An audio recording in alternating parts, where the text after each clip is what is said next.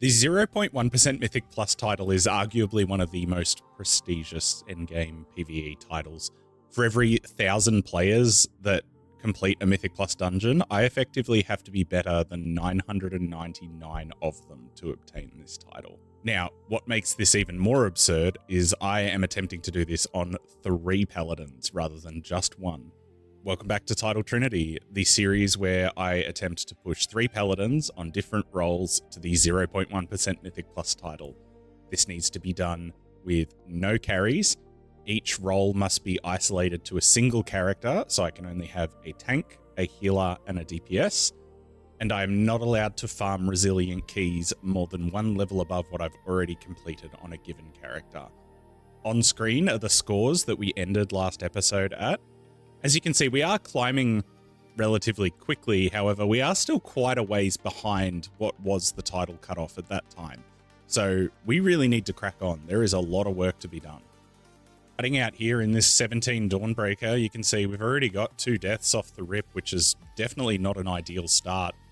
Similar to last week, breaking into the 17s on Prot Paladin is proving to be immensely difficult. I'm finding my survivability is a lot better with the tracker right next to my health bar, Avenger Shield and Word of Glory specifically. The thing with Dawnbreaker though is this place is a buggy mess. You can see in the background there, the 2 Shadow Mages are literally just free casting onto our party. I am not entirely sure if this is even like remotely avoidable. We've got 2 deaths off the rip here, and this pull's hard enough to heal at the best of times, let alone with 2 mobs just casting bolts at everyone. We see our Boomy goes down, and then our Shaman goes down. All of a sudden we're at 4 deaths, and it's not even the end of the second pull yet. Unfortunately, with a timer as tight as Dawnbreaker, this is basically just GG off the bat. We lost 2 people in the first section, and then 2 people to what I'm assuming is just a straight up bug. It's sort of all she wrote, and you can see we're just abandoning pretty much straight away. We cut in here to a 17 streets. Now, we were absolutely cruising here until we got some of the absolute worst spawns for these portals imaginable. You can see we have to go through square, back through square again, through circle, and then through triangle to even get to the boss. We almost didn't get there in time to kick it. This boss is somewhat of a nuisance at times. If you get unlucky, I feel like you can just lose like so many people, but like this is a really unfortunate brick. Like we came into this boss with like 5.5 minutes, was basically just should have walked it in effectively, and we've just ended up cooking yet another 17. Dude, those spawns, man, they were so bad.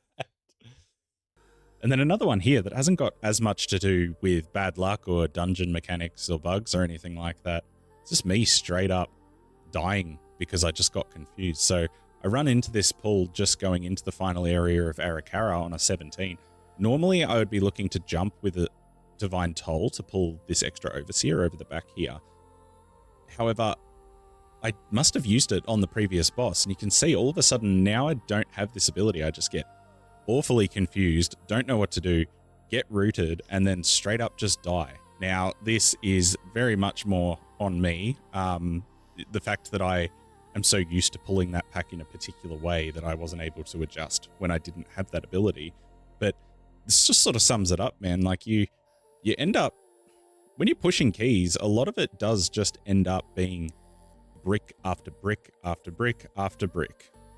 The thing with title pushing, though, is it's never easy. It's basically always an immense challenge that requires extreme amounts of time and persistence. And so I dusted myself off, and we're just going to get straight back in there. The more keys we throw ourselves against, the more opportunities we have to time them. So after multiple attempts, we finally knock out the plus 17 streets. This is a perfect example of how persistence pays off. This key was just randomly listed late at night. I decided I'd give it a whirl, and lo and behold, the entire group just clicked well enough that we were able to sneak over the line. Following this, pretty close by, a plus 17 Ecodome as well. Now, Ecodome's a fairly easy key, but it's actually quite tough, like tanking, because there is such a diversity in the routes that it feels like there is a lot of pressure on me as the tank to sort of guide the run properly. But again, we've managed to come in here and overcome the adversity from before and then knock another key out, which is just fantastic. Nice. Not every key is cursed, it would seem. Following this, we managed to get our revenge on Ara. We actually were able to recover after that tank wipe before, in a shock to basically everybody, because normally a tank death is just ripperino. We recover, we stabilize, we get down to the boss, and we're able to knock out 17 Ara as well. And then my most probably personally impressive accomplishment for the week is this plus 17 Floodgate. It's typically, I would say, probably the hardest tanking key in the game. We didn't time this, but this big mama lived for ages. There was so many times where there was extra tank busters going out because the ads just weren't dying. People weren't cleaving them down quick enough. And yet, I survived. I somehow juggled all of my defensives close to perfectly and was able to live through what I think is arguably one of the hardest tank fights in the entire game.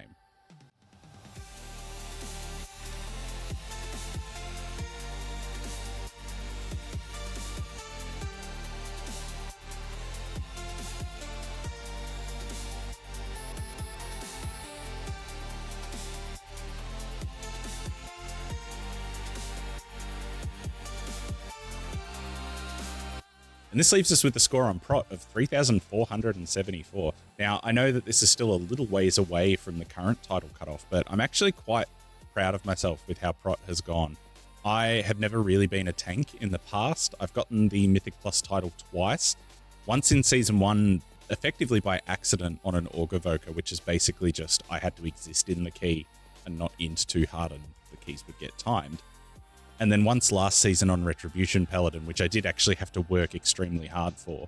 However, tanking in and of itself is a whole lot of a different animal compared to DPS. So we're still like working out the kinks, but I'm seeing these successes as big wins for me. Even though we might be just shy of the current title, I'm quite confident that we're able to sort of forge forward with this. So you would think, oh, Holy Paladin, right? It's the lowest scored of the three, so you'd be doing key levels that are 1 to 2 levels lower than the Prot, so it must just be easier, right? Incorrect. I'm not very good at Holy still. However, one big thing that I think is going to make this challenge even remotely viable is persistence.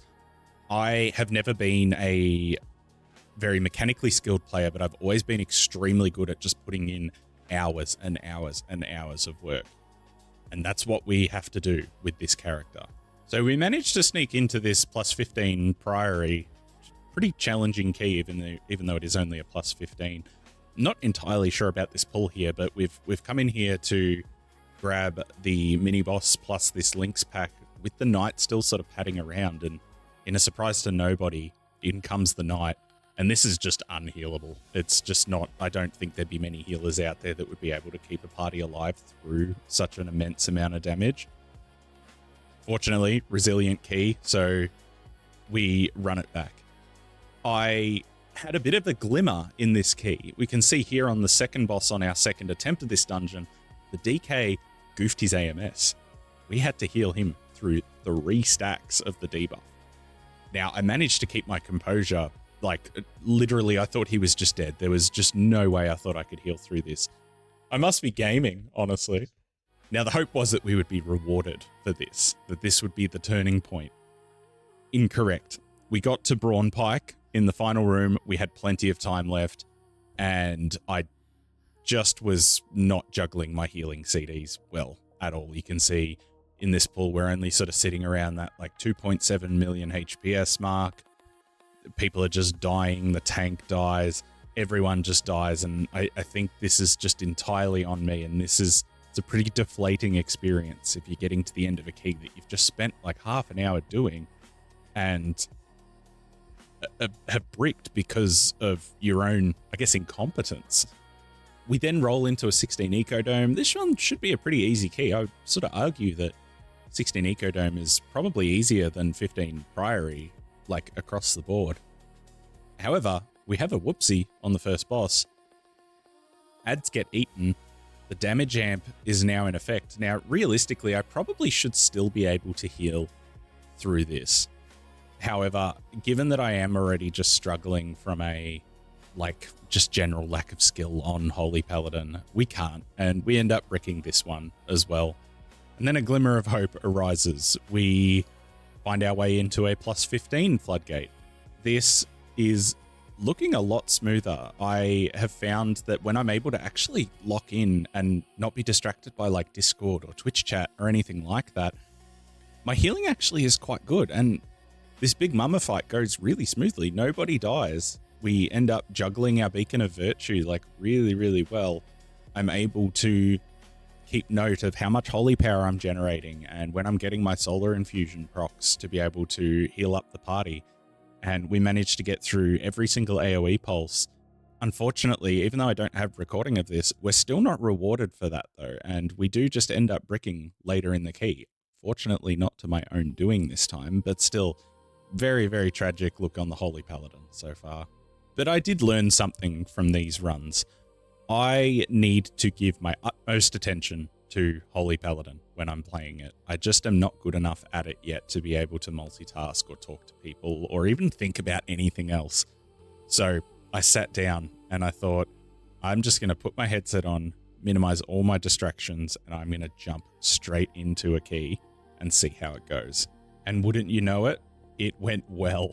We have a 16 Dawnbreaker. This boss here is extremely hard to heal. It's really bad. I have played with a Holy Paladin on my prot before, and he accidentally used his beacon like 2 seconds too early, and 2 people died because of it. But what would you know? We get through this entire boss fight with no deaths. We then go on to time. It's not a hard 16, but it's a more challenging 16 than most of the other ones out there. We then jump into a plus 16 streets, only for my confidence to be shattered. We get halfway through the dungeon, and this Overseer and all of the littlies around it butt pull with the mini-boss. We end up full wiping. I'm unsure if it was even possible for me to be able to heal through this. It's a very tough pull in general. But we've taken a key that looked like we were going to get our next 16 on the list, and it just hasn't worked out because of some whoopsies in the middle of the dungeon. Except for the fact that it did work out. We forged onwards, we locked in, we sat up straight with our headset on, and we timed it with 15 seconds left. The Holy Paladin is on the up and up. Massive stuff on the Holy Pally. And then to cap it all off, we weren't rewarded in this key, but I once again blocked out all distractions and sat up as straight as I possibly could in this plus 16 Halls of Atonement. We unfortunately are not able to time it because of this extremely bizarre, I'm assuming has to be a bug, of this gargoyle pulling onto the mini-boss. I have no idea. I cannot possibly fathom where this guy came from, but we do end up bricking it with like such a small margin of time that I'm positive that that gargoyle made the difference there. I have no idea how that pulled. If anyone knows, please like let me, like keep me posted in the comments. Like it's just such a bizarre thing. This season seems to be so full of bugs, and it's just so frustrating when like they effectively ruin a key and it's something that you cannot even avoid yourself.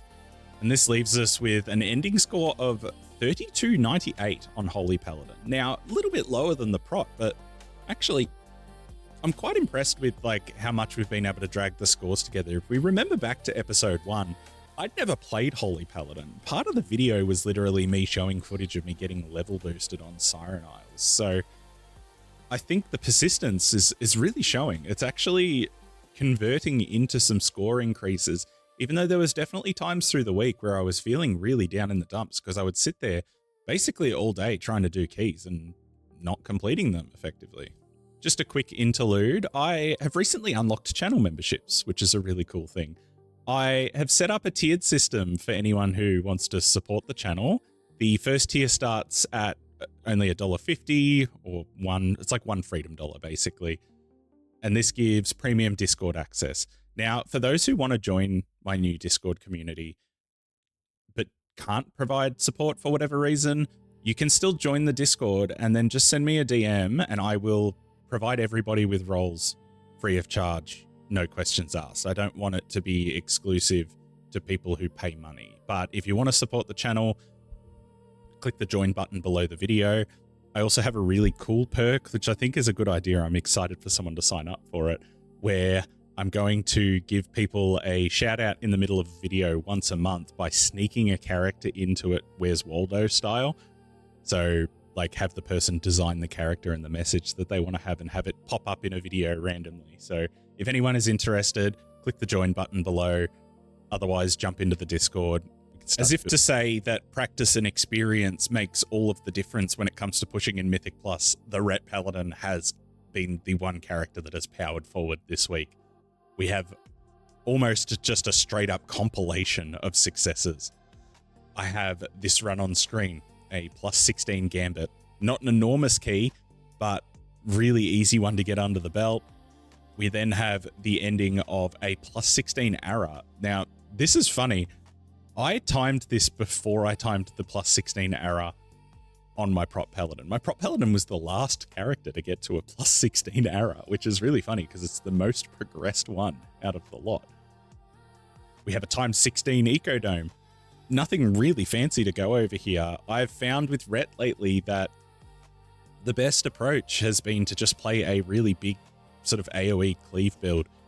I know that currently a lot of the popular specs this season have a very single target / like funnily damage profile, and using just the straight up like unga bunga AoE build seems to be succeeding the most.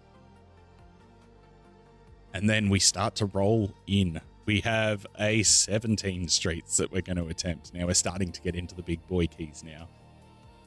Unfortunately, it wasn't all smooth sailing. Streets, while being typically a quite easy key in general, does have the downside of plenty of times where people can just die here and there. And what happened this run is we just had one too many of those trickle deaths, and we weren't able to get our plus 17 on the board for the Ret. Would have been really exciting, but we look forward to the next one, I suppose. Which actually happened immediately after, and we went straight back into another streets, didn't have the trickle deaths, and we timed it. We now have a 17 on the board for the Ret as well. Other notable keys for the week, we have a plus 16 Floodgate, we have a plus 15 Priory, and then we have this absolutely rapid plus 16 Halls of Atonement. This is the perfect example of why this Giga AoE build is working, because of the fact that all of the specs in here are doing a lot of single target on their own already. So we can just absolutely plow through with as much AoE damage as possible. And I'll just let the montage play out on screen because we timed this with so much time to spare that it actually is giving me a lot more confidence in Ret. And that's a big thing because I was kind of dooming on it a little bit.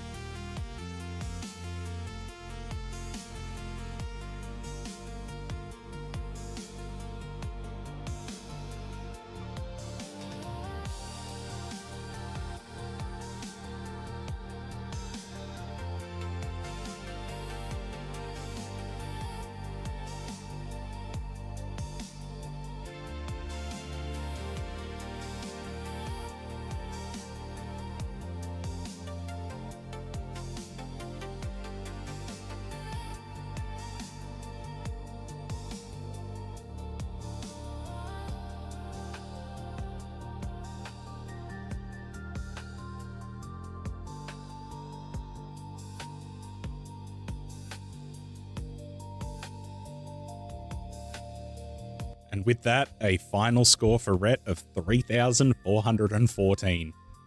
Big jump. Now, again, we're behind the Prot Paladin and we are behind the title cutoff, but these characters are starting to get close together and they're starting to get towards the key levels that are actually like quite difficult as well. I think it's definitely worth noting that title pushing as a whole is an extremely time-intensive process. And what I'm hoping that part of this series can highlight is that you don't have to be extremely cracked at the game to be able to get these really big keys done. You just have to be persistent. I would say that 75% of the keys that I do are bricked, and that's probably being generous. When it gets to the end of the season, it's probably somewhere around like the 90 mark. A lot of people are really scared to jump into keys because of the fact that if they brick, they feel like it's a massive failure. It's not. It's part of the learning process. If Mythic Raiders didn't Mythic Raid because of the fact that they'd have to wipe on the same boss 150 times, nobody would kill these Mythic bosses. It's the same thing with keys. So with it all put together, I have on screen the current scores for each of the 3 Paladins, the current title cutoff as of the recording of this video, as well as the change in IO since the recording of the last video. Again, we are a little bit behind in terms of actually getting within the title cutoff, but I've noticed that in a lot of previous seasons, even the 2 that I've gotten title, it's very rare that I myself actually will be in front of the cutoff the entire time, or even most of the time. The thing that is persistence is what's going to win us this challenge, not skill. Like, I'm somewhat good at the game, but realistically, I think I just have a lot of passion for pushing keys, and I just love playing this game in general. We're going to keep working, we're going to keep grinding, and we're going to make this happen. This is going to be... I am going to be the OCE Ellismere. I keep saying Ellismere's name. Ellismere, please collab. But, like, this is something that I'm just enjoying so much that we're going to keep plowing through it. We're going to keep grinding keys on all of these specs, and by the end of the season, I think we'll have this just immense achievement to show for it. I hope this serves as motivation for other people who want to get into it as well, rather than just me straight up bragging about how hard pushing Paladin keys is. On that note, thank you for tuning in to this episode of Title Trinity. Going forward, I'm going to make a note of trying to record some more footage so that we can have like a bit more of a holistic run of what's gone on for each of the characters. Again, if you want to support the channel, check out the channel memberships. I'll also pin the Discord link in the comments below. Otherwise, until next time, gamers, take care.